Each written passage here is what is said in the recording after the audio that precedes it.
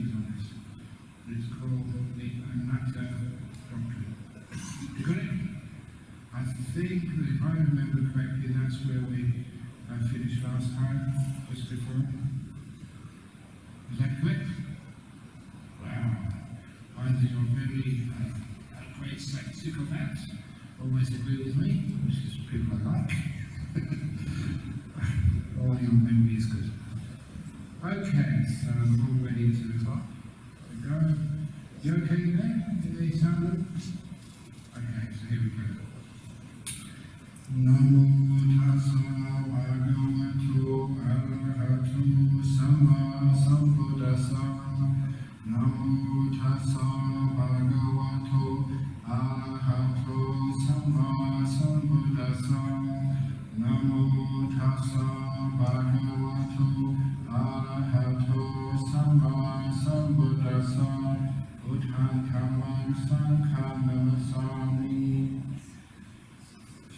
So in these sutta classes, which when I have the opportunity to lead them, you will see that this document called Word of the Buddha is based on a very old translation done by Venerable Yama almost 100 years ago by now.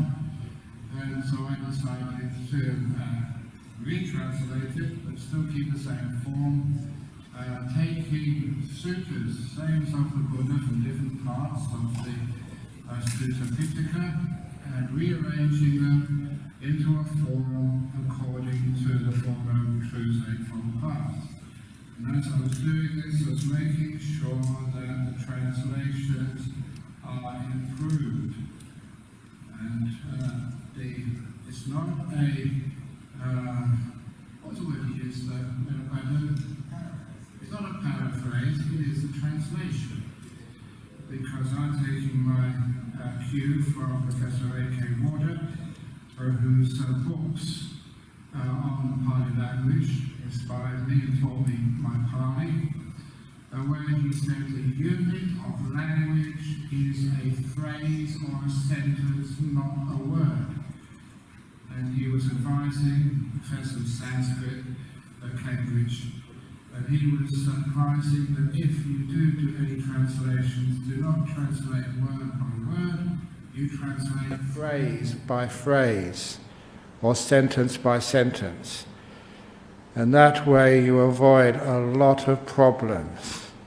I'm just talking with Venerable this morning. There's one such problem which Buddhists, many Buddhists would know of, in the Satipatthana Sutta, where in each of the four Satipatthanas, they translate to contemplate the body in the body, feeling in feeling, mind in mind, dhammas in dhammas. And that is one of the problems when you translate word for word, because that is not what it means. It means just to contemplate the body, to contemplate the feeling. It is one of those idioms in foreign language. The sentence construction is not the same as the way we construct sentences in English. In Pali, they often have you do dishwashing of dishes, you do path sweeping of paths, you do car driving in a car, and of course car driving except in a car. But that is just the way of the Pali language. It doesn't mean anything else except you do drive a car. So this is the idiom there, and when you translate word for word, you put a lot of stuff in here which does not belong. So here, this translation is accurate, and it is done phrase by phrase, which makes it more readable and more powerful. So, I think the last time I got up to just before the Anatta doctrine, so now we come to some descriptions of the five components of existence. These are what makes up the human being, and just very quickly, it is the body, it is the experience, it is the perception, will and consciousnesses, not just one but many. And then after that we have similes for them. This is the Anatta doctrine from the Samyutta Nikaya. Suppose that this river Ganges was carrying along a great lump of foam, and a person with good sight would inspect and carefully investigate it, and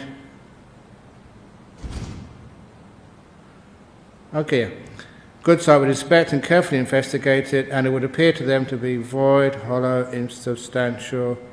I am wondering whether I've got the right one here again. Could you just hold on for a moment, please? I'm sorry, but I might have got the wrong. Where's it gone again?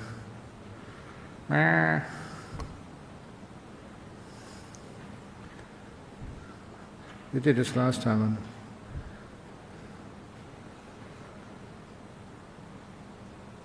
Because some of these are not as well translated.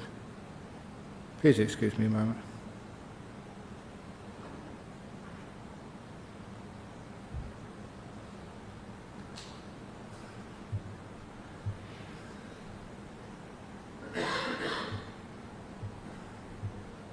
Oh boy.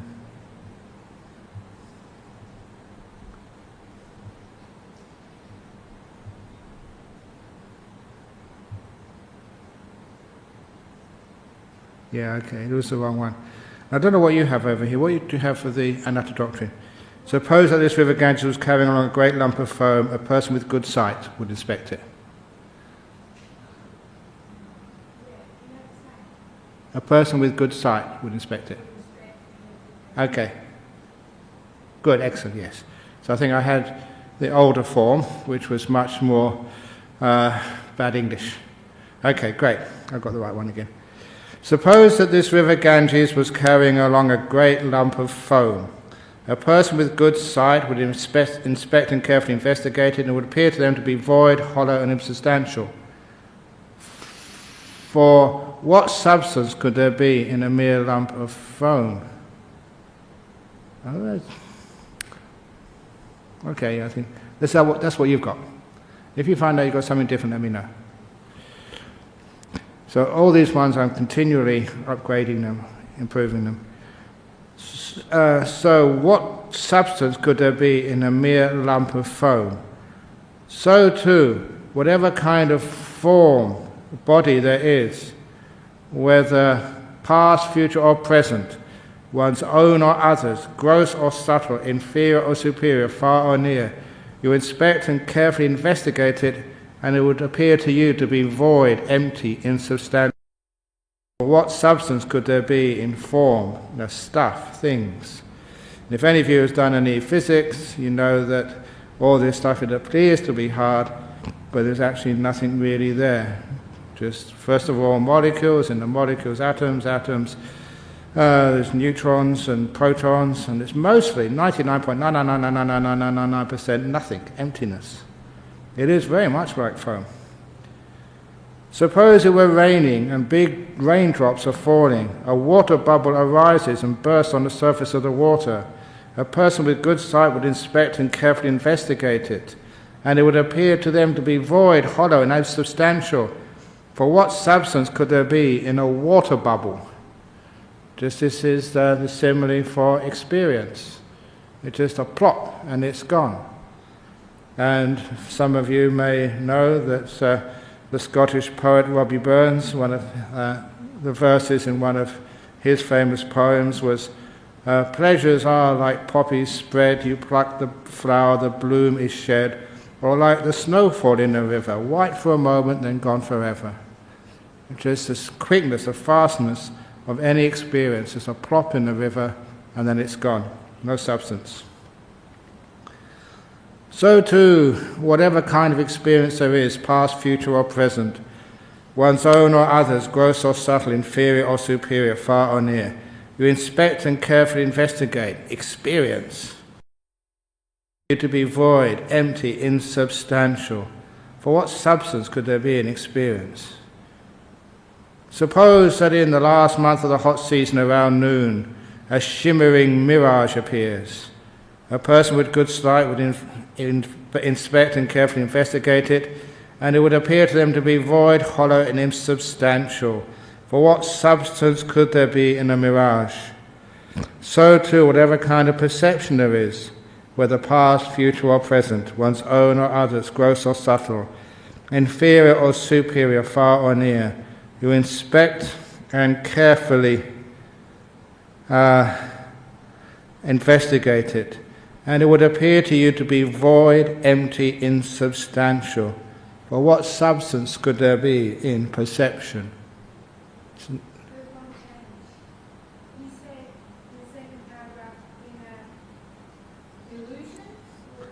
Okay. It may be the other one. Okay, let's go to the other one. Won't tell you to take a second. Okay.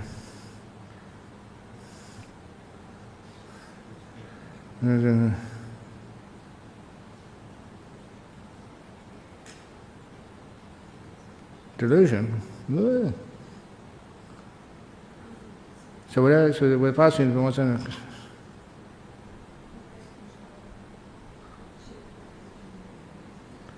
Void, hold on, this is Voxen.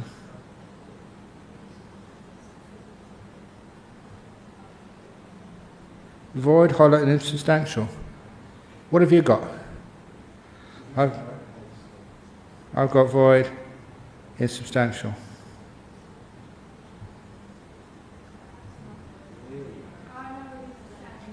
It is the same. Okay, it's just not moving.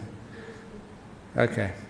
So anyway, they give the simile of perception being like a mirage. So it appears to be one thing, but you give it a meaning it doesn't deserve.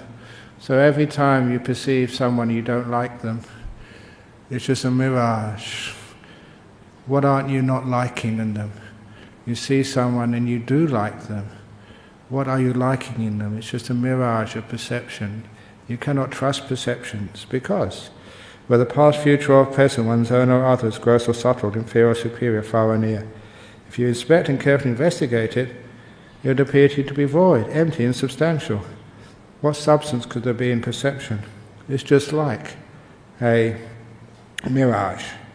Suppose a person needing hardwood would take a chainsaw and enter a forest. You see, they don't use traditional Pali.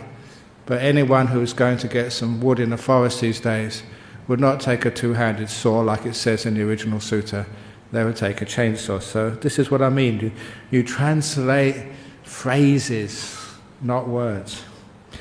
Suppose the person eating hardwood would take a chainsaw and enter a forest. There they would see the trunk of a large banana tree, straight, fresh, without fruit but core. They would cut it down at the root, cut off the crown, unroll the coil. As they unrolled the coil, they would not find even softwood, let alone hardwood. A person with good sight would inspect and carefully investigate it, and would appear to them to be void, hollow, and insubstantial. For what substance could there be in the trunk of a banana tree? So too, whatever kind of will there is, whether past, future, or present, one's own or others, gross or subtle, inferior or superior, far or near, you inspect it and carefully investigate it. And as you investigate them, it appears to you to be void, empty, and insubstantial. For what substance could there be in volition, in will? We always think right in the center of will there's the hardwood of me. I am at the center of my will. But when you actually unroll it, you find there's nothing in the center. It's insubstantial, no hardwood at all in your will. Suppose that a magician, David Copperfield, would perform a trick at a crossroads. A person with good eyesight would inspect it, ponder it, and carefully investigate it, and it would appear to them to be void, hollow, and insubstantial. For what substance could there be in a magical illusion? So too, whatever kind of consciousness there is, whether past, future, or present, one's own or others, gross or subtle, inferior or superior, far or near, you inspect and carefully investigate it, and it would appear to you to be void, empty, and substantial. For what substance could there be in consciousness, says. So, giving the simile like a magician's trick, appearing as one thing, but you're not really seeing that it's just a flow, substantial, void, empty, with no core in it. Any comments?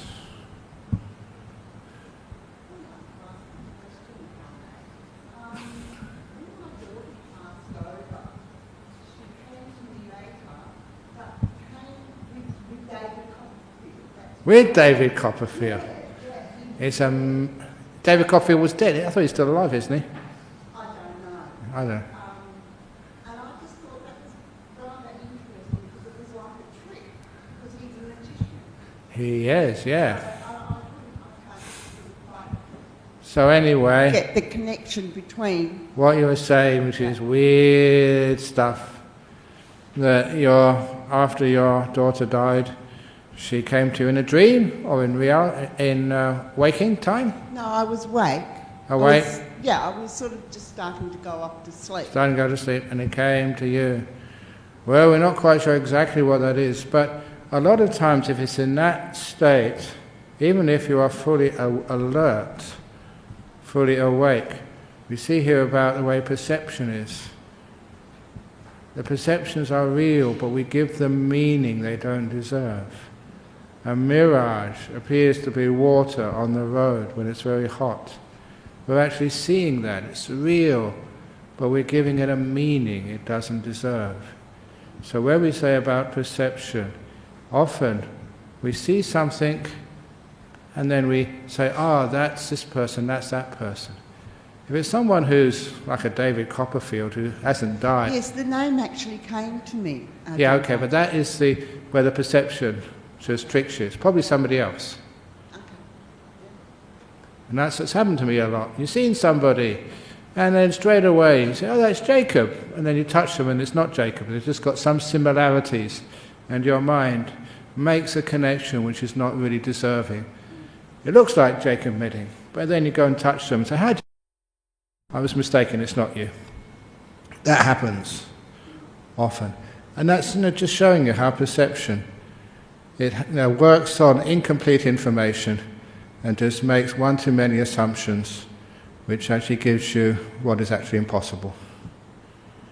And it's also one of the reasons why that after the person does die, I was always really intrigued why it is when people do die and they say that they go through the light, they meet people on the other side. And who do they meet? And I've talked to Christians and they are absolutely certain, and they're not lying, that they saw Jesus, and that confirms their Christianity. And then there's other people, Catholics, and they swear to me that they saw Virgin Mary. There is people who are like Vietnamese Buddhists, and they're absolutely certain they saw Kuan Yin, the goddess of mercy.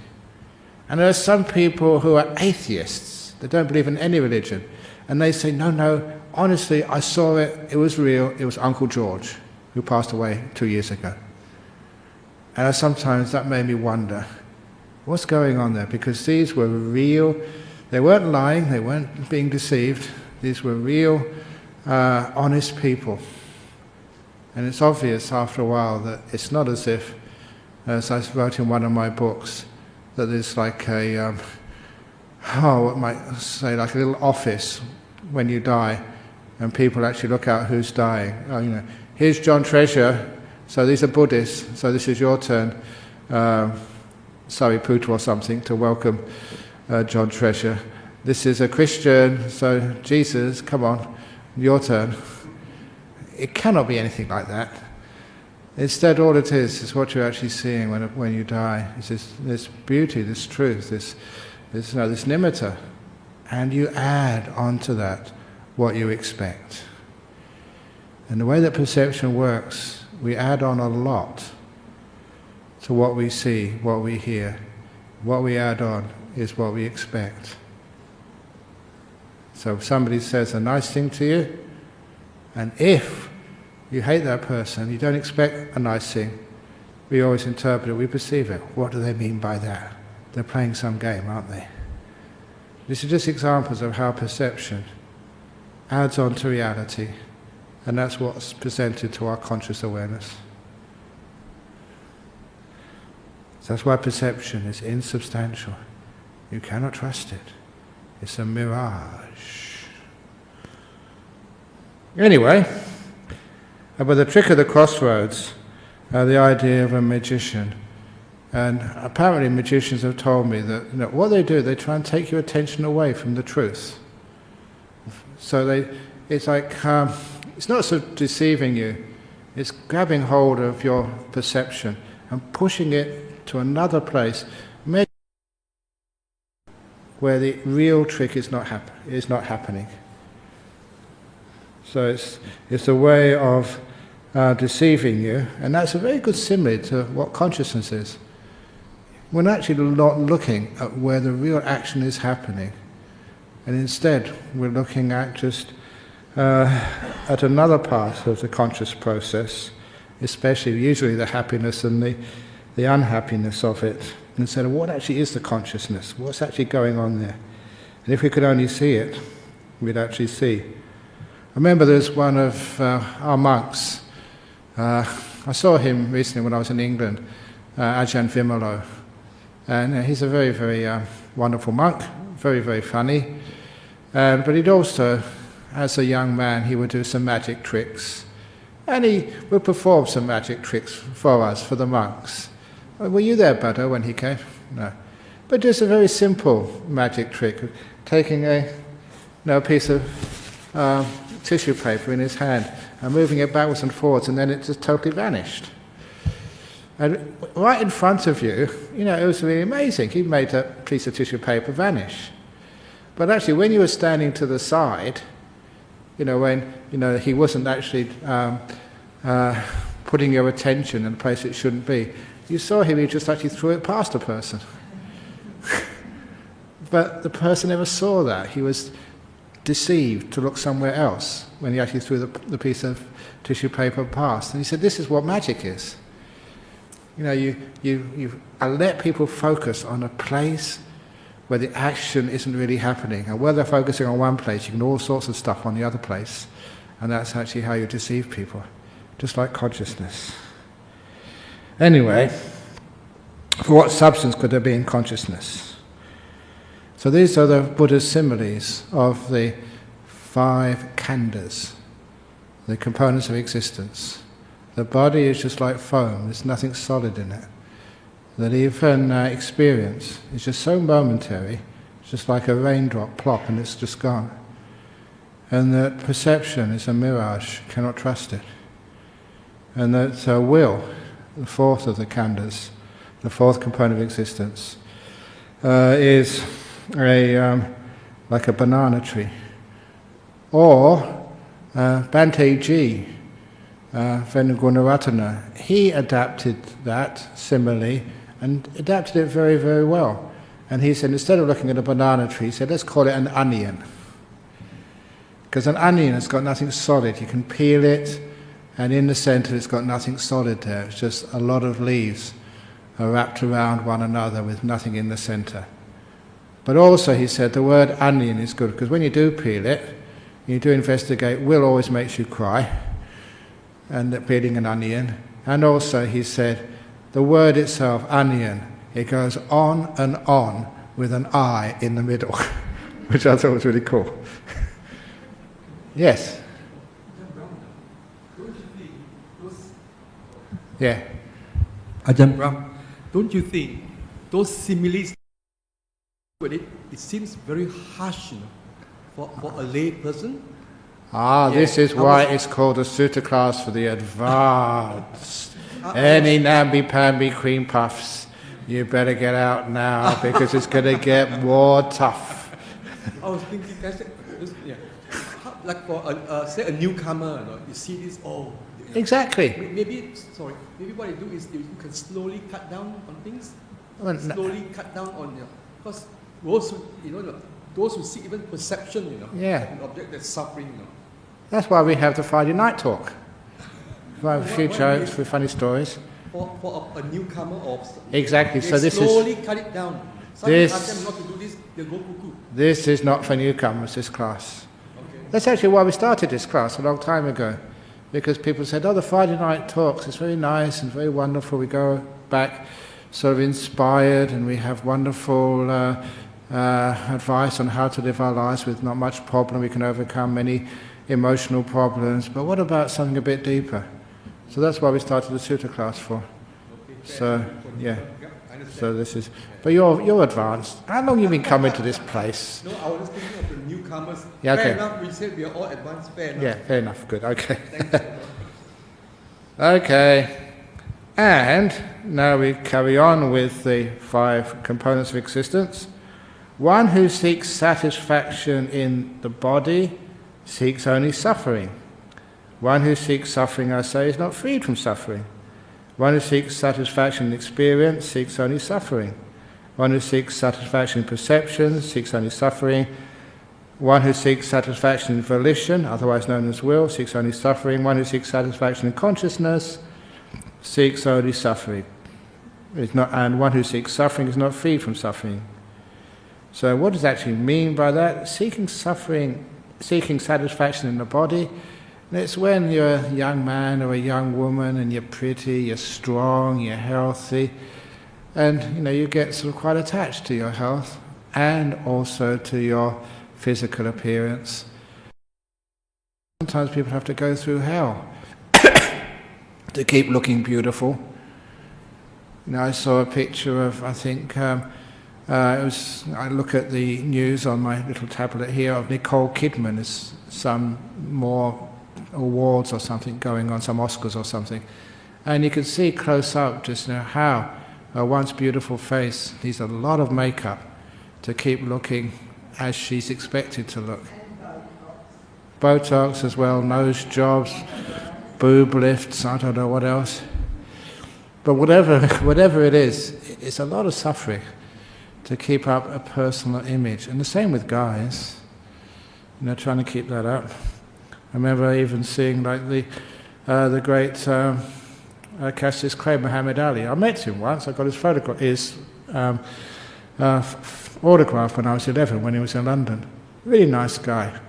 But after a while, that he was the great boxer, the Cassius Clay, and people would actually come up to him and just, when he was in his 60s or something, he couldn't do that anymore. But if you find satisfaction in your physical prowess, it's a lot of suffering when it starts to disappear. So you only seek satisfaction in suffering, or seek satisfaction in experiences. How many more experiences do you want in your life? Because sometimes people always want another experience. And it seems to be the experiences are also always to be more intense. What is it? There's that Japanese fish, a blowfish, and even with the best cooks, sometimes they make a mistake, just one tiny mistake, and it's going to kill you. And they go to these restaurants knowing that there's a reasonably good chance they won't come out of that restaurant alive. But they do that knowing, that blowfish might kill them. Because the experience, the danger, is something which they get addicted to. All the other experiences, they've been there, done that, and it doesn't really create any joy for them anymore. They get dull, satiated. So the next experience always has to be a little bit more intense every time. Which is why seeking satisfaction in experience is only seeking satisfaction in suffering.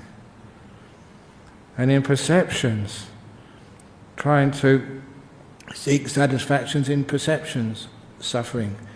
And especially seeking satisfaction in will is only in other words, getting a stronger will, fighting your will against other people's will. Where that ends up is being President of the United States and being a real pain in the ass. So why do people want to do that anyway? And seeking satisfaction in consciousness is to being aware, being alert, because much of what you're aware of is not really very pleasant.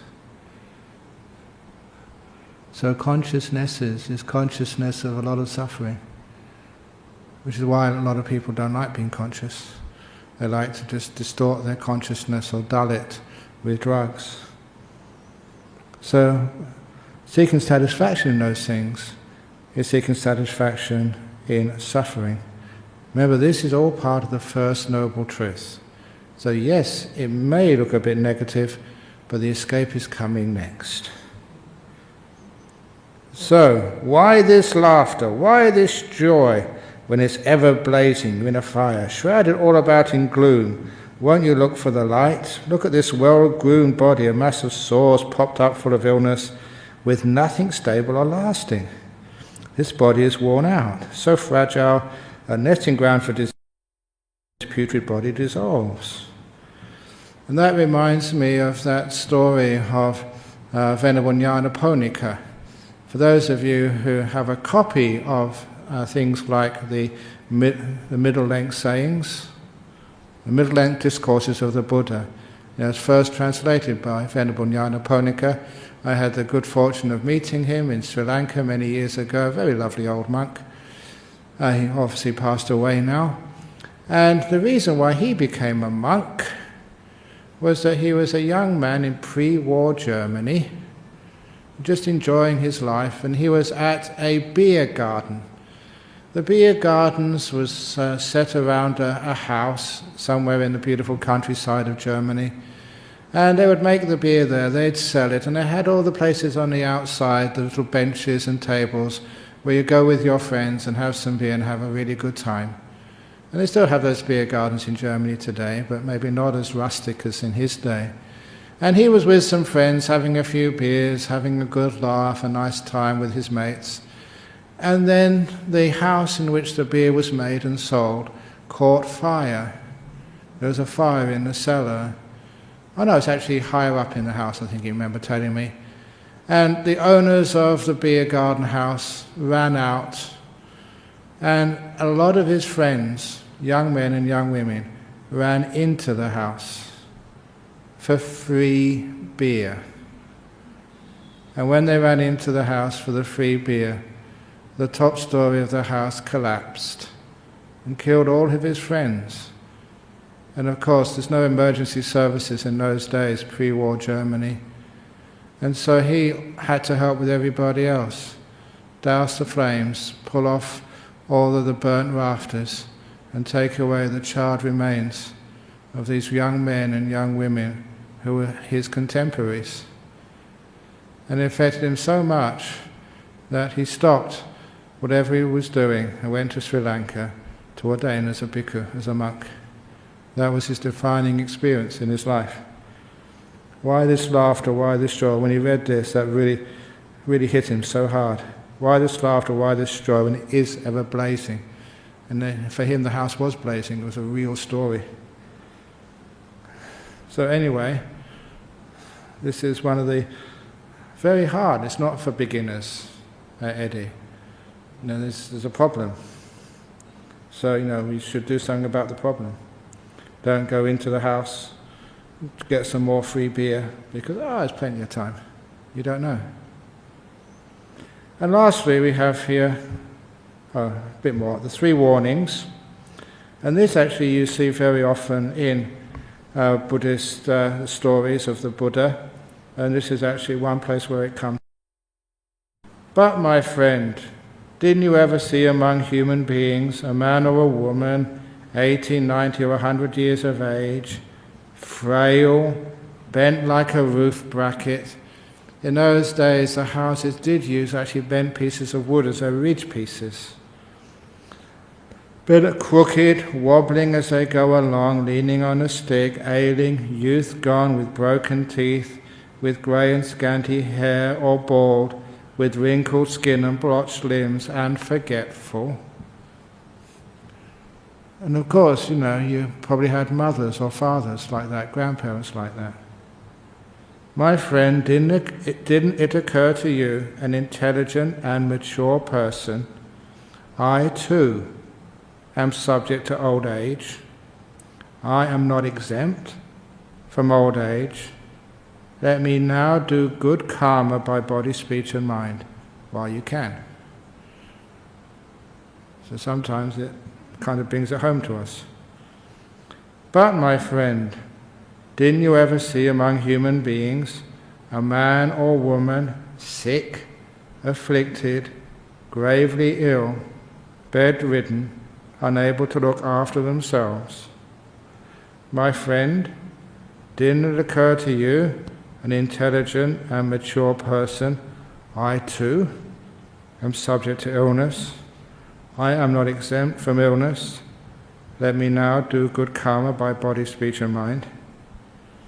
And of course we've all either had sicknesses ourselves, but we've recovered, thankfully. But you see other people who don't recover with sickness. And in the end, sickness we recover, we'll escape it for a while, but it will come back to us. But my friend, didn't you ever see among human beings a man or woman in a coffin, about to be cremated or buried? And again, if you look at the original there, it says a man and a woman being carried on a bier. And this is like the old times. This is actually just exactly what it means, but a much more appropriate translation. Did it not occur to you, an intelligent, mature person, I too am subject to death. I am not exempt from death. Let me now do good karma by body, speech and mind. And in fact, just where you're sitting, John, there were 2 coffins the last week, one on Wednesday, one on Friday. So you're sitting in the place where the coffin usually lives. I thought I'd let you remember that.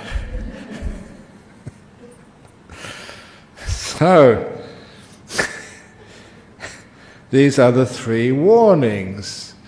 And what that really does, it's not just to make you negative and afraid, but to wake you up, so make sure you start doing your good karma, body, speech and mind. And I don't mean getting more donations, I mean actually just keeping your precepts and learning how to meditate and just learning what's going on to free your mind. Now we have the messages about samsara. The word samsara literally means wandering on, like an endless journey. This samsara is without a beginning. Her first point is not discerned of beings roaming and wandering on, blinkered by delusion and shackled to wanting. Now, of course, that's a new translation, which I thought has a bit more punch to it. First of all, the Buddha said specifically, samsara without a beginning. The whole idea of a creation, a beginning of a world, has never made any sense at all. Philosophically, logically, it never really was satisfying. In the same way that you know the answer I've given to that when people ask, well, how did this world begin? What do you mean it began? It's like saying a beginning to the planet Earth, an edge, a starting point. And that's exactly how people thought 300, 400, 500 years ago. They thought the Earth was flat. Go far enough in one direction, you fall off the beginning or the end, the edge. And now everybody knows the Earth is round. The Earth doesn't have edges, no beginnings, no ends. It goes round and round and round and round. And then you get to the whole space, the universe. If you go far enough, are you going to come to an end of this universe, an edge? Is there a beginning or an end of space, an edge? And you ask any astrophysicist and they'll say, no, there is not an edge. It is without any boundary space. Like planet Earth, it turns around on itself. It's curved space. So literally, if you go in any direction from here, any direction, eventually you'll come back to Dhammaloka Center. That's how important this place is. That bit is a bit of a joke, but it is absolutely true that there's no edge to the universe, no beginnings, no ends. The universe isn't flat. Earth is not flat, it's curved. Space is not flat, it's curved. It has no edges to it. And it doesn't take much to go to the next level and understand time is not flat. It doesn't have an edge to it. It doesn't have a beginning, not an end. No boundaries. the samsara is without beginning, without boundaries. Later on, 100, 200 years ago, or 200 years from now, people look back on this age and they would be so, what would you call, amazed that people of the 21st century believed in flat time. Just like we look back on those who believed in a flat earth as being a little bit stupid. And they'll look back upon us who believed that time was flat, that it had beginnings and ends. How stupid could you be? Time, no beginning, no end. Our first point is not discerned, of beings roaming and wandering on. And this other thing, blinkered by delusion. You put blinkers on a horse when they go in a race to stop them being distracted by what's going on the left and the right. They're blinkered, they can't see the whole truth. That's what delusion does. It blinkers you. It blinds you to what's just on the other side of what you're being conditioned to see. And shackled to wanting, like we're addicted to. Whether we want it or not, whether we need it or not, it's not the point. It's the very act of wanting gives us meaning in life, makes us who we are, which is one of the reasons why just to want for many people is to be alive. And not want anything is like to disappear, to vanish. Which is one of the reasons why we have sales and the New Year's. Even if you don't need anything, you want something. And I will never forget that person who came to see me on one Friday. Does the temple need a TV set? What's it called? A LCD set? I said, no, we don't need one. He said, well, it's a new one. Well, you bought a new one. He said, yes, but why don't you use it yourself? Well, we don't need one in the house, he said. Well, why did you buy it then, when you don't need it? And he said, because it was on sale. And I thought that was only women who did that, and that was a guy. They're all the same, no gender stereotyping. He bought an expensive LCD TV screen, whatever it's called, plasma, is it plasma TV? Whatever, you know what I'm talking about. It's huge TVs. He bought one. He didn't want it. He had a house full of TV sets. That's why he wanted to give it away. He only bought it for the one reason: it was on sale. And that's the addicted to wanting. So you're shackled to wanting. And the idea of not wanting anything, it just gets you into, a place where you're not comfortable. So, what do you think? Which is more, the stream of tears that you have wept as you roamed and wandered on through these many lives, weeping and wailing because of being united with the disagreeable and separated from the agreeable, this or the water in all the great oceans? Which is more, all the tears you've wept or the waters in the oceans? The ocean. And the Buddha is saying, for a long time you've experienced the death of a father millions of times. A brother, a sister, a son or a daughter, the loss of relatives, of wealth, the loss through illness, the loss of a girlfriend, a boyfriend, the loss of when your team hasn't won. I'm adding those things.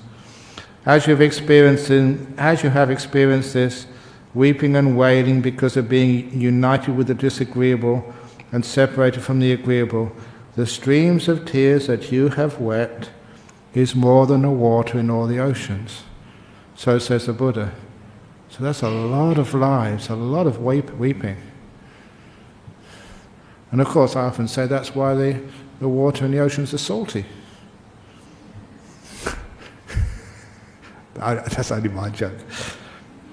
Or which do you think is more?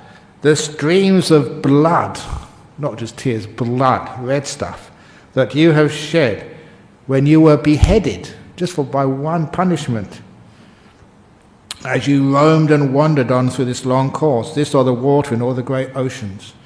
For a long time you have been arrested as murderers. You're all murderers according to the Buddha, sometime in your previous lives. Burglars and adulterers. When you were beheaded, the stream of blood that you shed is greater than the water in all the great oceans.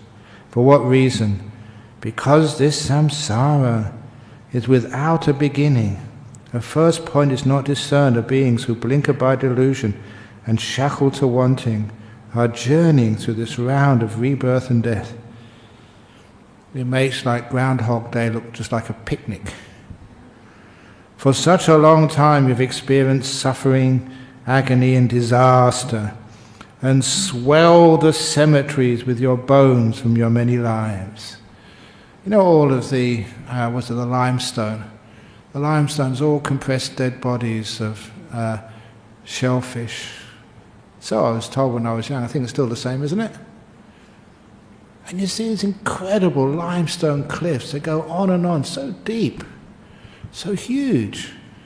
And how many shellfish have gone into that? Millions and billions of shellfish lives. So I often think of that when I read this simile. For such a long time you have swelled... Oh, here we go. I missed one, yeah, I thought so. Even just one person wandering on through their many lives, just one person, blinkered by delusion and shackled by wanting, would leave behind a stack of bones, a heap of bones, a mass of bones, as large as Mount Everest. Actually, they mention another mountain, I think Mount Sinera or something, which changed it to Mount Everest, which people do know about. Would leave behind a stack of bones, a heap of bones, a mass of bones as large as Mount Everest if there was someone to collect them all, and what was collected would not perish. For what reason? Because this samsara is without a beginning. For such a long time you've experienced suffering, agony and disaster, and swelled the cemeteries with your bones from your many lives. It is enough to experience revulsion towards all volitional formations. All will. Enough to let them go, enough to be liberated from them, and not get reborn again. So that is the problem, how the Buddha described suffering. And now, the cause of suffering. Any questions before I go on? Yes, John. You've got to get the When life transfers from the plant, the algae, to an animal, where does the consciousness come from? How does that begin? This is where the only one place in the sutras where the Buddha says that even plant life has a rudimentary form of consciousness, a very rudimentary form of consciousness, in which the consciousness can actually evolve. So in other words, remember that these plants or animals or beings, these are only the vehicles where consciousness can find a footing, can develop and grow. So there is a parallel evolution going on.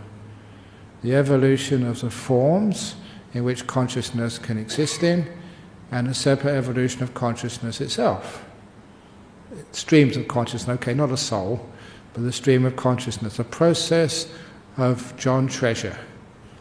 So now you have gone in this quite highly evolved body, in which you are looking at me now, but eventually when you die, your stream of consciousness will go to another body. With the stream of consciousness, sometimes you can choose all sorts of highly evolved or less evolved bodies, depending upon its karma. So you've got a parallel development of form, and also the stream of consciousness itself. So when you talk about plants, there must be a pretty rudimentary type of consciousness would actually go into a rudimentary type of vehicle in which it expresses itself. So if we go back further, where does the consciousness begin with the first plant? Then it says it before this physical universe began, and most of it was in what we call the mind-made realms. those are usually, what they call like the jhana realms, which is not just a high state, but like a default state, when there's no physical stuff for the stream of consciousness to go into and to make use of. There's no sort of physical stuff there. Just quite automatically, the craving for that physical stuff, it cannot exist. So you do eventually, basically, go to the default state of the jhanas. Those jhana realms are totally, in the realm of the mind, like I said on Friday, it doesn't live, in this human world. And this human world, eventually vanishes. It goes through its cycles of existence and non-existence, or of the physical, but there's no beginning of the passage of consciousness or streams of consciousness. That is no beginning to your wandering. And even, yes, there is such a thing as a Big Bang, but as even Stephen Hawking keeps on saying nowadays, there was before the Big Bang. And there was always just, this universe, if it can happen once, it can happen many times. So it's just world cycles of existence. And just in those cycles of existence, a new Big Bang creates a new universe as we know it. But before the Big Bang there was before as well. But then afterwards that gives rise to forms which can evolve, and then the streams of consciousness can actually descend into those forms and take a life. And there's beautiful periods, what they say in Buddhism, like, this human realm, not too much suffering, not too much happiness, somewhere in between. Enough happiness, enough comfort that we can have the time and the purpose to develop ourselves and to find out the meaning of life. Because if there's too much suffering, we'd just be surviving. And survival will take up all of our time and energy rather than figuring out what the heck are we here for. Too much joy, too much happiness will just make us too indulgent. There's no incentive to do anything to find out about why we're here and who we are.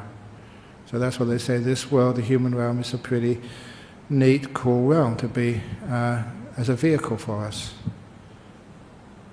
There's enough of incentive of pain and suffering and disappointment, but there's a lot of free time and comfort for us to have the opportunity to come to places like this and listen to a Dhamma talk. So this is a pretty highly evolved state you're in right now. Does that make any sense? Okay. Okay, now we have the noble truth of the origin of suffering, the second noble truth. The why. Now this is the noble truth of the origin of suffering. It is the wanting which leads to rebirth, accompanied by enjoyment and desire. It's not the enjoyment and desire, it's the wanting, and enjoyment and desire comes with it. Seeking delight there. That is the wanting related to the five senses, the wanting to be, and even the wanting annihilation. Those are the three types of wanting. Now, instead of calling it craving, which was the usual translation, craving was too intense a wanting, and it omitted the most common form of the cause of suffering, which is this underlying, general, ordinary, everyday wanting something. So craving was a pretty good try at a translation for Danha, but it missed far too much. Wanting anything, even wanting good stuff, becomes a cause of suffering. And where does this wanting arise and become established? Wherever in the world there is anything agreeable and pleasurable, there this wanting arises and becomes established. Sight, sound, smells, taste, tangibles, mind objects in the world are agreeable and pleasurable, and there this wanting arises and becomes established. Wherever there's something agreeable and nice and you want it, doesn't have to be great pleasure, but sometimes if it's agreeable because you're at peace, you're comfort, you're asleep at night, wanting to go to sleep is suffering. For those of you who've had insomnia, couldn't go to sleep last night. Just that wanting, and that wanting is what causes the sleeplessness. It causes the restlessness. It destroys contentment. There's one of my favorite sayings, which I even said last Friday, that when you want something more, you cannot enjoy what you have right now. Wanting destroys happiness. It promises you enjoyment, but actually it destroys contentment. The six consciousnesses, sight, hearing, smell, taste, touch and mind, are agreeable and pleasurable.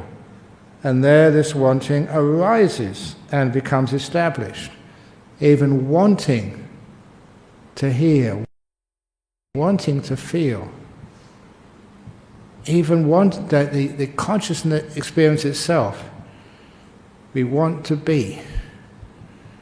This is where you find some people that when they're on their deathbed, they're so afraid that their consciousnesses will all disappear totally, they'll just vanish.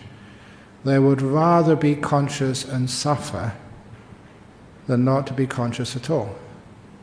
And that's what they think is going to happen to them. And so that's one of the reasons why people linger on at their deathbed.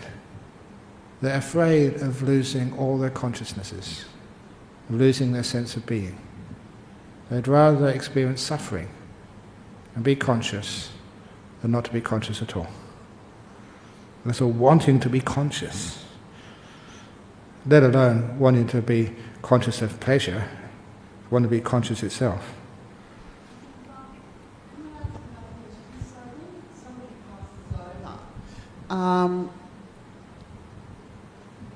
How does their consciousness still survive? Yeah, the consciousness carries on, yeah. Yeah. So but a lot of people think it doesn't, yeah. and that they're terrified of that.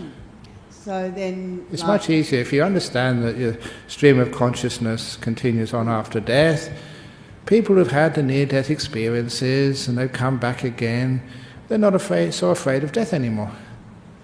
Why? It's because they know the consciousness continues on. It's not a sort of a blank stop, that's it, we disappeared. But can't they be afraid of, yes, the consciousness is still going to carry on, but what is going to be created from that consciousness when they pass over? Yeah, that is something different. But for most people, the fear is of non-existence. Consciousness gone. They'd rather be conscious than exist, even in pain, and not to be conscious at all. And that keeps so many people suffering at the very end. I know.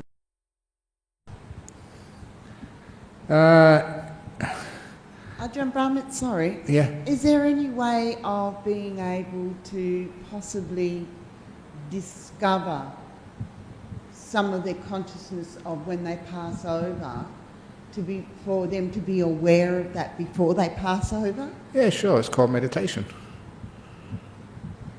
Yeah, but my neighbour's 99 years old. She's not going to go into meditation now. Why not?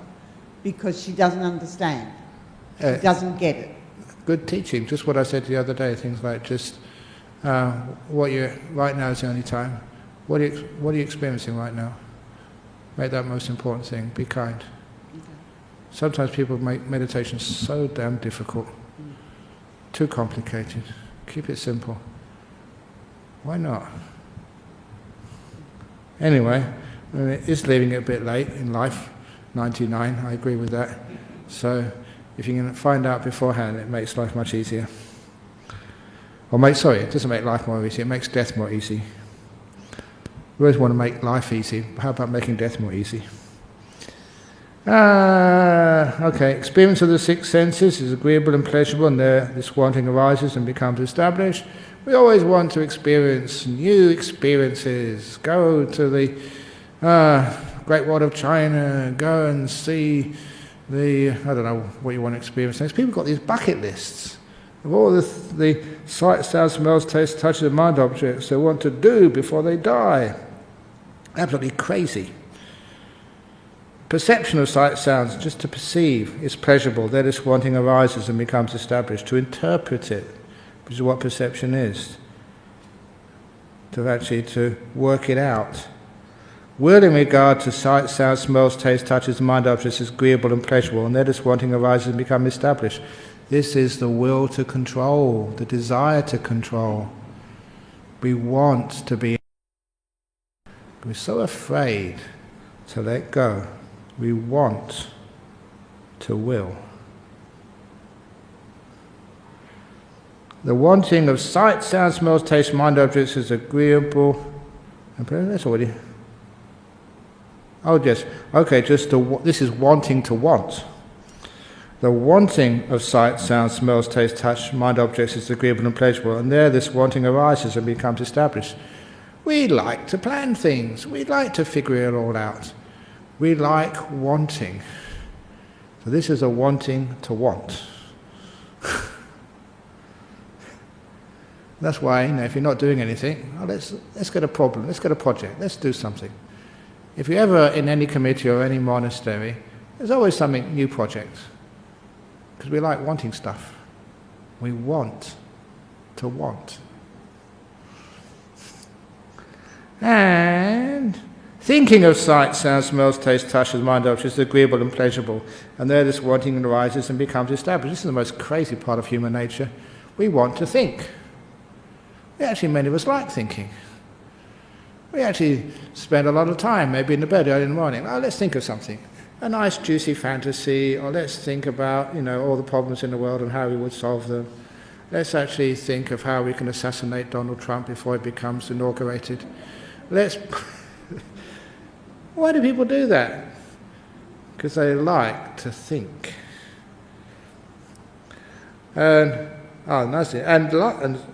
From thinking, I forget what the original translation was, but what it really means is fantasizing about sight, sound, smells, taste, touches and mind objects is agreeable and pleasurable, and there this wanting arises and becomes established. Do we like to fantasize? Even though we know it's a total waste of time, your fantasies never come true. You never meet the boy of your dreams. You never meet the great master, the teacher, who satisfies every criteria of what a Buddhist meditation master, enlightened being should actually be.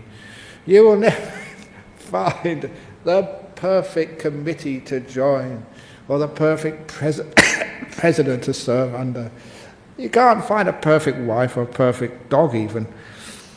So, we fantasize about it, and there this wanting arises and becomes established. It's called the noble truth of the origin of suffering. No peace. Always doing something.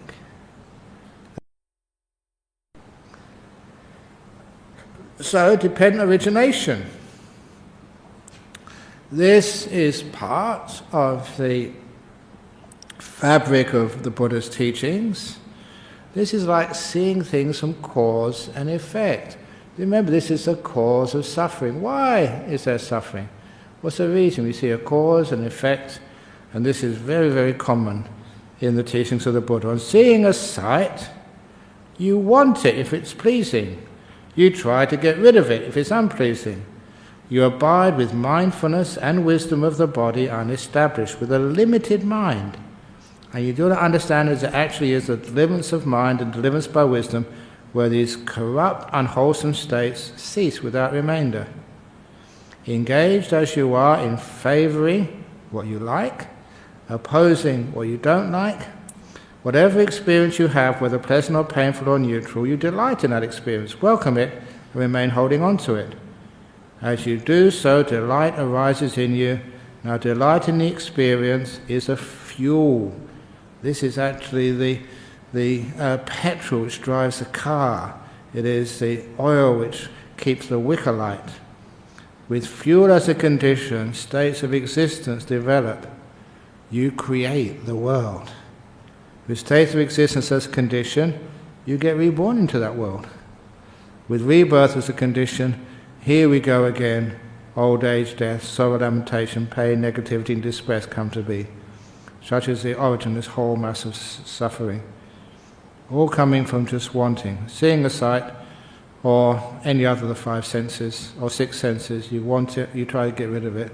That wanting creates the world. And you get reborn into it. It's amazing just, I've been born long enough to live long enough in this world. It's only 65 years, but you've seen how much this world has changed too. Why does it change so much? Just the wanting, the craving. It's amazing just how all these little ants called human beings, because of wanting, have created this amazing mess called civilization. It's so simple when I was young. Why did we blow it all? Because we wanted it to be better. Now, maybe I'll just finish off with these two. This is present karma results and future karma results.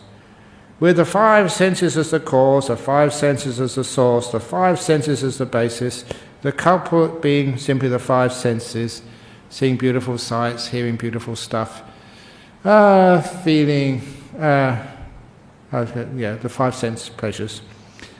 Presidents quarrel with prime ministers, politicians with each other, priests with imams, businessmen with households, parents quarrel with each other and with children, sibling with sibling and friend with friend, and here and there quarrels, brawls or disputes, they attack each other with abuse, fists or lawsuits, whereby they incur death, injury or loss.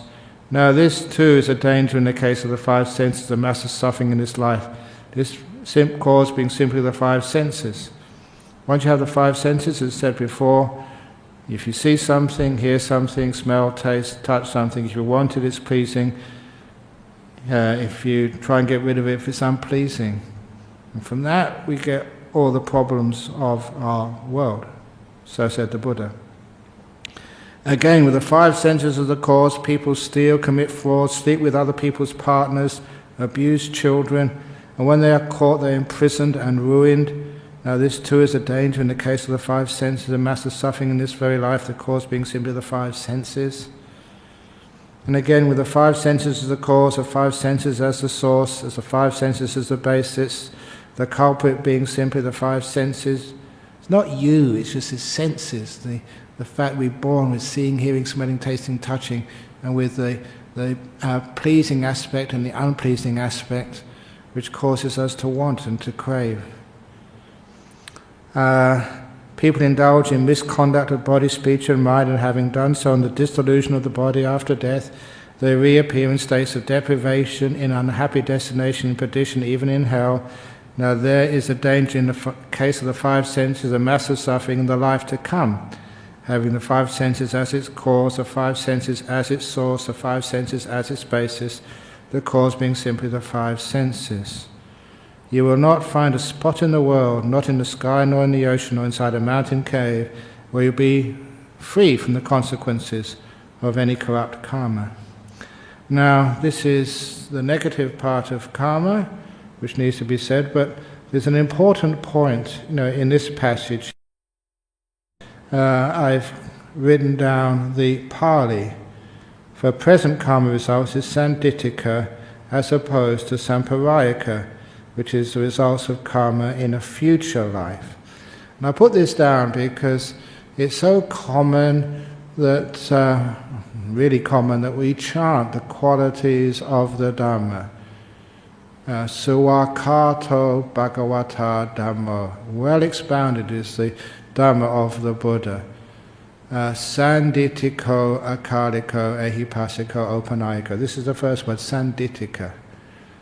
And you can see from this passage here the meaning of this word Sanditika. It means in this very life. So this is a teaching which you can confirm, prove, experience its veracity in this very life, as opposed to something which is going to happen after you die. And so this is when you start to look at the way these words are used in other contexts, it makes it quite clear what the meaning is when we talk about the qualities of the Dhamma. And the Buddha mentioned this especially because this is not something you have to wait until you die to find out if you followed the right religion. There was Catholic right, Jewish right, the Orthodox, the Muslims, which one was the right religion? You have to wait until you die to find out whether you back the right horse. As far as religion is concerned, that's very, very dodgy. Because they all say that they're correct and others are wrong, but the only way you can truly find out is when you die. But here, the Buddha is saying, this Buddhism, this Dhamma, is something you can experience right now, in this very life. So you don't have to wait till you're dead to find out whether being a Buddhist was a good idea or not. We'll do it now. Oh, any questions? Have I gone too deep for you? Okay. Yes. Okay.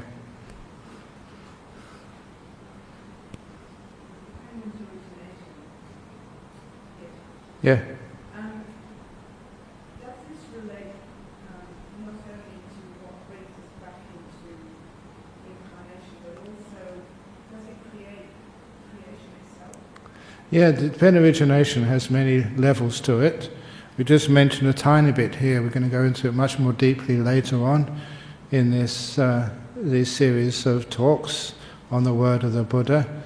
It is just a basic theme which runs right throughout Buddhism, and it starts off by saying when there is this, then this comes into existence, and when this disappears, that disappears. Just a basic causality.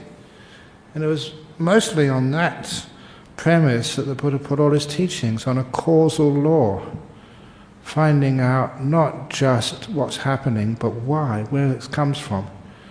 And when the cause vanishes, then so does the effect vanish. So that goes for everything. Specifically, our dependent origination was answering the question which I'm often asked, how can you have rebirth, reincarnation without a soul? And so many people keep asking that question. When Buddhism teaches anatta, but you also teach reincarnation, isn't there a conflict there? How can you have reincarnation with nothing to be reincarnated? And it's just exactly, it's a process of cause and effect.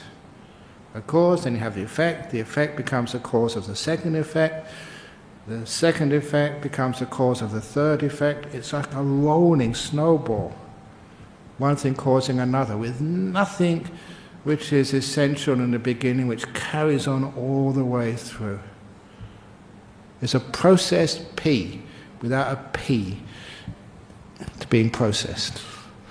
So I used to like processed P's when I was a kid. Yes? So is creation caused by beings wanting to exist and one thing leading to another? Yes, but many beings. We create. The mind is a forerunner of all things. But don't call creation as one event, which is a really weird way of looking at it. Creation is a continual event, a continual process rather, not just one event that God created the universe and we're stuck with it. No, we are continually creating. Yes? No doubt. What is it? Okay, here we go. Who's going to get there first? Ajahn Brahm, Yeah. no doubt what is mentioned in the sutta is true, very true, okay? You sure? But we all have to also bear in mind the stages towards enlightenment. It might take many lifetimes too. Yeah, of course. So, from this sutta, okay, it's very extreme, unless you are a highly evolved person, then you can do this, isn't it? But for a newcomer, okay, they must be, don't you think? They have to be true to themselves too. But remember, true to their non-selves. Sorry? Not true to themselves, Eddie, but to be true to their non-selves. Yeah, true to non-selves, but they still have dust. Yeah. Exactly. So if you have if you have too much pleasure, that's suffering. Not having that to them is suffering too. So you have to be true to yourself, or I'm at stage 1 or stage 2, you can jump to stage 10. But what happens, Eddie, is there's something even I would resist these sayings and these teachings at first, and I think, no, that's too hard for me, too much for me. But unfortunately, there's something in these teachings which you know are true. No doubt, it's and, true. And they're going to get into you, and you can't get them out once they're inside, and they will change you. Unfortunately, that's the way these things work. Whether you like it or not, doesn't matter how much you resist it, it's too late for you, Eddie. Sorry. You shouldn't have come into this class to begin with. I do, sorry, maybe. Yeah. I do understand this. Yeah. I follow it very much, I tell you. Yeah. Because I'm not young, Yeah. But I'm talking about a newcomer. Oh, the newcomers don't come. And you're telling them no sex, nothing, this thing. Go cuckoo. I know they don't go cuckoo. I never went cuckoo. Maybe I did today. Now don't worry about, because this is a class which is, this is something which was a difficult thing for me to make a decision on. Should I teach lay people as I teach monks? It was a question asked on Friday night. Or should I hold things back? And I thought that it doesn't make sense, it's not fair, it's discriminatory. Because yes, many people may not understand this, many people may turn away from this, but there's enough people. There are plenty with little dust in their eyes. Let's teach, as I teach monks, let's just go for broke. This is what the Buddha said, let's put it in there. And it's interesting you're saying this, because when we do these teachings before, the way they are translated, they don't have punch. And I found out by doing a really accurate translation with hardly any repetition, the punchiness of these teachings of the Buddha is they're far heavier. They're wow. And you don't get distracted just by repetitions and by stuff you don't understand. So it's heavy stuff, I agree with that, but I think it's worthwhile. This is a wonderful sutta. Oh yeah, the whole lot. This is the whole Buddha. Anyway, here we go. Where did I get to? Calm as volition. Oh, what, did I get to that one? Oh, I've lost me now. Oh, that's right. Present calm results, future calm, you're not find a spotting calf. Calm as volition. We've got a few more minutes. Let's go here. I'll just finish off with the karma as volition. Volition, will, is karma, said the Buddha. Powerful statement. When you will, when you want, you do something, that is karma. For I say, having willed, you act by body, by speech, or by mind, one of those three. So that is why when people sort of, you may sort of do a terrible deed, you're driving down the road and you hit a little kid and kill it. And sometimes people feel so remorseful, but you did not will that. That was not your intention, not your volition. It is karmically ineffective. And it's important that we make that very clear to people, because there's much things in your life, you cause problems, but that was not your intention. You didn't mean to do that. Literally, it wasn't your will. Therefore, it's not karmically active at all. And because we live in very much a blame society, and we blame far too much guilt and too much suffering in this world. But if you will it, then you have to take responsibility for it. Having willed, you act by body, speech, or mind. And what is the diversity of the karma? There is karma to be experienced in a hell realm. Yes, there are hell realms. You make them. There's something which I saw a long time ago, and Ajahn Brahm, good on him, he looked at the sutta in Pali much more closer than I looked at it and said, Ajahn Brahm, yes, you're right. There's not a person sends you to karma. You're not judged by some sort of terrible court somewhere and said, Eddie Koo, you are sentenced to 20 years in the hell realms. That doesn't happen. You send yourself there. No one else does. And you go as long as you think you deserve. And especially those people who have lots of guilt, which is amazing just how people have this guilt inside of them. They feel they need to be punished, and my goodness, they do punish themselves. And that's just so sad for someone like me who cares about people, loves you. You don't need to do that, but you have to. You just can't not do it. That's so ingrained in you. And that's what happens when people die. the things which you did, which you're not proud of, your naughty things which you did. You've hurt other people. And why should you be punished? Why? But that's what we think. And so we actually create a hell realm. And we stay there as long as we think we need to. I'm just going off on an anecdote here. The incident which really made it very clear to me was actually when I was overseas teaching in Indonesia, and had a good friend over in Indonesia, Venerable Sri Panyawara, a very lovely monk. I tried to get him to come over here, but he hates travelling. He was the one who offered the stupas and the 2 lions at Jhana Grove, because he lives around Bodhpur area. So when I went to visit him once and give a talk at his temple, he was so kind, a very lovely monk. And so he gave me the guided tour around Bodhpur, by a monk, a very senior monk. And that was just amazing, because he knew more about that than any of these guides you have to pay for.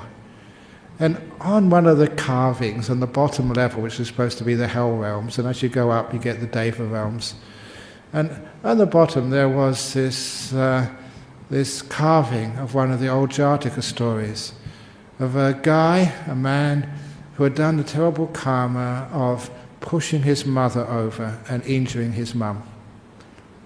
And because of that, he was reborn, because he thought he needed to, in this hell realm, with the razor wheel. And he saw this other guy being tortured with this wheel of razors cutting into his head constantly. Now, this is just how people imagine, pain, torture, punishment. And this guy said, I was told after, I forget how long, 4,900 years of this punishment, another man would come who did the same thing which I did, which pushed my mother over. And then when he came, my punishment will be over. Now you've come. And at that, the razor wheel left this first person's head and came into this new guy's head. Incredible suffering. But this guy, he's supposed to be punished for pushing. Then this guy suddenly thought of kindness, compassion. It's a terrible thing to do, to harm your mother. But it's also this terrible punishment. So I resolve to take the next 5 people's punishments. May this wheel stay in my head for 2,000 or 450 years or something. I'll take my punishment in the next 5 out of compassion for them. And of that just thought of kindness for other people who pushed over their mother, that thought of kindness was enough to make that razor wheel explode, shatter, and he got immediately reborn in the heaven realm. And the meaning of that was that you can only exist in the realm of punishment if you have negativity. If ever you're in a sort of a down state, depressed state, hell realm, just thoughts of kindness and compassion, softness, explode those prisons. You cannot exist in such a state with a compassionate mind. You go to where you belong. And so that exploded the razor wheel, and you got reborn in a heaven realm. You make those realms. They're mind-made. So if you have a compassionate mind, immediately that realm vanishes and you're compassionate. Now you've had dreams. Sometimes dreams are really negative, having a difficult time. If you can somehow generate a kind thought during a dream, the terrible dream disappears. These are mind-made, but far more real than the dreams, but similar in the fact that the way your mind is, how it affects stuff. So that's actually the hell realms. They are not out there and you get reborn into them. They're not like Paris, which exists whether you go there or not. You make them, and you stay there as long as you like, as long as you deserve. That's why they're mind-made. You understand that, how we create this stuff. Volition is the karma. You will it, and it happens. So there is the karma to experience in hell, in the animal realms. the realm reflected, the ghost realms, the human realm, the heavenly realms. This is called the diversity of karma. And what is the result of the karma? The result of karma is, say, threefold: to be experienced in this life, in the next life, or in some subsequent life. This is called the results of karma.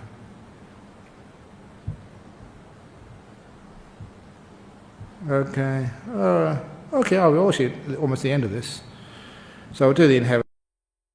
The owners of their karma, heirs of their karma. They have karma as their origin, karma as their property, karma as their resort. Whatever karma they do, good or bad, they are its heirs. And that's why we often say that if you want to invest in anything, forget the stock market, forget gold, forget commodities, the karma stock market, because that goes with you from life to life. Wherever that karma ripens is there you experience its results, either in this life or the next life or some subsequent life. There comes a time when the great oceans dry up and evaporate and no longer exist. Global warming, Buddha predicted it. But still I say there is no making an end of suffering for those beings roaming through rebirth and death, blinkered by delusion, shackled by wanting. There comes a time when the Himalaya, the king of the mountains, burns up and perishes and no longer exists. But still I say there is no making an end of suffering for those beings roaming through rebirth and death, blinkered by delusion, shackled to wanting. There comes a time when the planet Earth burns up and perishes and no longer exists. But still I say there is no making an end of suffering for those beings roaming through rebirth and death who are blinkered by delusion and shackled to wanting. That's another thing which I really was quite inspired by these teachings. Just the time scale of it is vast. Not just a few years, but this whole amazing perception of just even planet Earth burning up and perishing, no longer existing, which is going to happen, according to physics. So, any other questions before we finish off? Yes, John.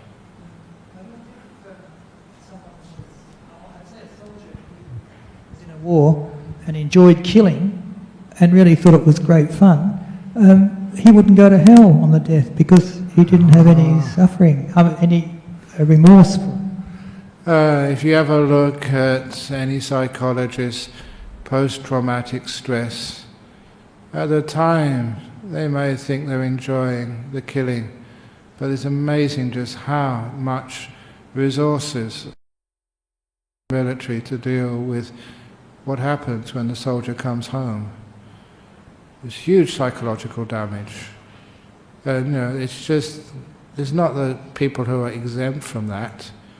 Just about all sort of military personnel in conflict situations experience that post-traumatic stress. It's trauma to kill somebody, to see their eyes. It's one of the reasons why, I read a book of, it was actually only the forward, I think, of a general who was saying that the hardest thing as a general, training soldiers, was to get them to actually pull that trigger. In old days, when the soldiers would face each other, you'd see the person you were shooting. There were so many soldiers refused to pull the trigger, even though they knew they were going to be killed. And that was the hardest thing, as a general, to get the soldiers to actually pull the trigger. You know the way they solve that problem now? They shoot the trigger thousands of miles away, from a drone, automatic. So they're not really seeing the eyes. They're not really smelling death.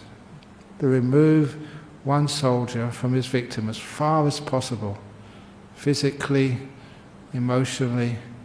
That's the only way you can get people to kill. Face to face, it's just so difficult for one person to kill another. If you were drafted in a war, if you actually drafted, you had no choice, and you put a gun in your hand, and someone is coming up to kill you, John, you probably wouldn't be able to pull that trigger. Self-defense, yeah, you're going to die, but you just can't do it. It's amazing just to kill is just an incredibly difficult thing for many people to do. And if you do it, you can see just how many people in the veterans' hospitals, on drugs, alcoholics, because they have done it. They have killed. and the scars of a life. It's not an easy thing to do. So there is, yes, deep karma there.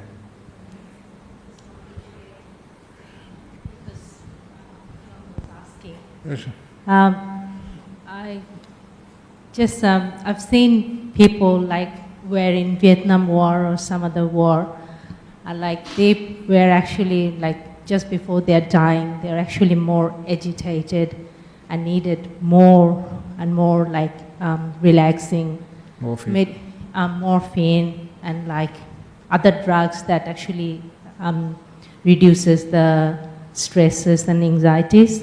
Like 3, 4, 5 times more than the usual. I mean, it could vary between person to person, but actually it was quite significant amount they needed to reduce their agitation. Just I don't know it happens to everyone, but I did see. Yeah, I think John was thinking, could there be an exception? And I don't think, I've never seen an exception. Sorry? I've never seen an exception. Someone who has not got remorse. That's again one thing which hit me when I used to go into prisons. And going into prisons at first, the prisoners which I met, some were murderers and rapists. At first they would show no remorse. But then later on you got to see them and talk to them, and they had huge amounts of remorse. They wish they'd never done that, really deep down. And I'm talking them about the other people in prison who've done these terrible, terrible acts. And they also said, we've never met anybody in jail who was at peace with what they've done. They were all suffering, not just from being in jail, but from the remorse, the guilt of their actions. So I don't think there is a person who just enjoys killing. Maybe they may at the moment, but they have incredible remorse afterwards. Anyway, there was, first of all, yes. One moment, because she had her hand up first. Yes, over Sue. Sue.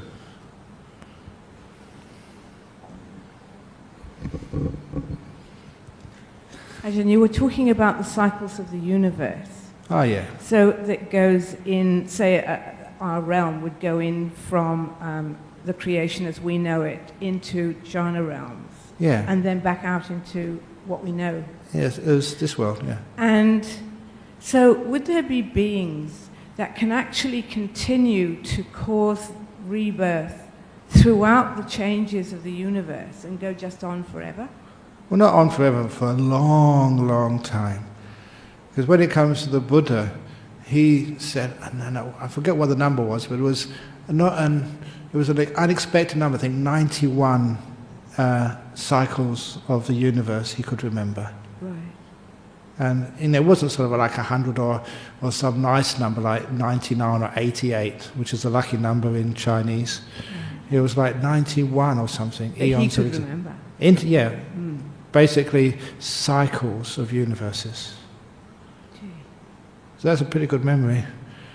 So actually some beings, the only thing that's going to get us out of this is to become enlightened. Otherwise, exactly, yes, otherwise you keep on. coming back again and again and again.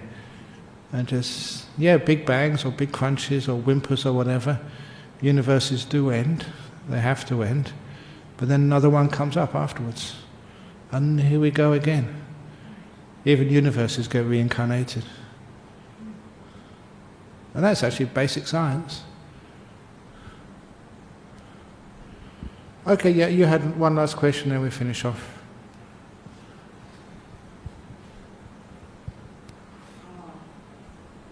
It's okay. Is it gone now? Past. Yeah, Oh, past, it's okay. Okay, well I think it's an hour and a half, so I think that's enough for today. So we just got to the noble truth of the cause of suffering, and now we get next time being the noble truth of the cessation of suffering. Now this is much better for Eddie's beginners because it's much more positive. End of suffering. But anyway, here we go. So let's pay respects to Buddha, Dhamma and Sangha now.